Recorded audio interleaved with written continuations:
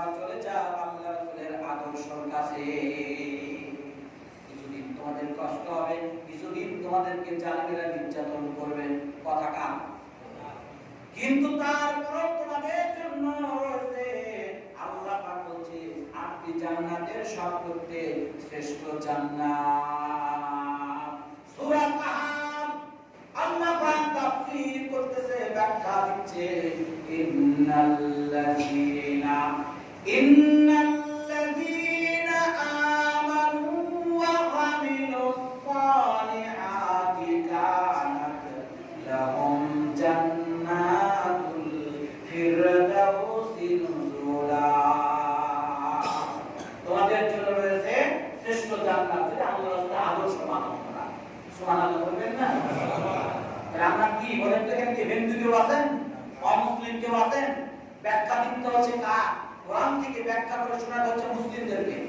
আমরা শোনাচ্ছি কাদেরকে? মুসলিমদেরকে। তাহলে আমরা কোন আদর্শে বড় হব, কোন আদর্শে প্রতিষ্ঠিত হব? আল্লাহর রাসূল সাল্লাল্লাহু আলাইহি ওয়াসাল্লামের জীবন আদর্শের উপর আমরা প্রতিষ্ঠিত হব। আল্লাহর রাসূলের আদর্শই আমাদের কাছে শ্রেষ্ঠ আদর্শ। হ্যাঁ, এই রাসূলের আদর্শ মানতে গেলে জুলুম হবে, নির্যাতন হবে, বাড়ি ঘর ছাড়া লাগতে পারে, ইজ্জত হারা লাগতে পারে। আল্লাহর রাসূল মক্কা থেকে মদিনায় হিজরত করেছে, রাতের বেলায় চলে যাবে, তাই আরাম করতো। কাকে বলে? আল্লাহর রাসূলের ভালোবাসা কাকে বলে? আমার ভাইরা, আপনাদেরকে একটা হাদিস আমি উপস্থাপনা করতে চাই। আল্লাহর রাসূল সাল্লাল্লাহু আলাইহি ওয়াসাল্লাম 6 মাস আগে, কয় মাস আগে?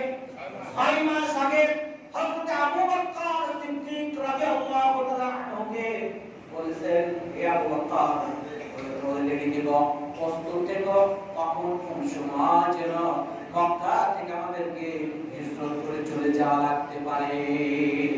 প্রস্তুত থেকো। সুবহানাল্লাহ বলেন। প্রস্তুত থেকো।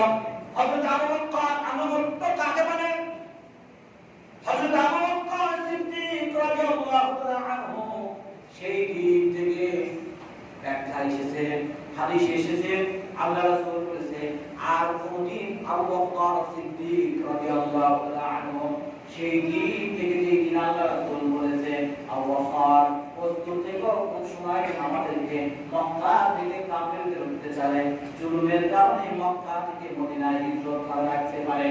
সেই দিন থেকে হযরত আবু বকর সিদ্দিক রাদিয়াল্লাহু তাআলা আনহু একদিনের জন্য পিঠ লাগিয়ে বিছানায় কোনদিন ঘুমায় না।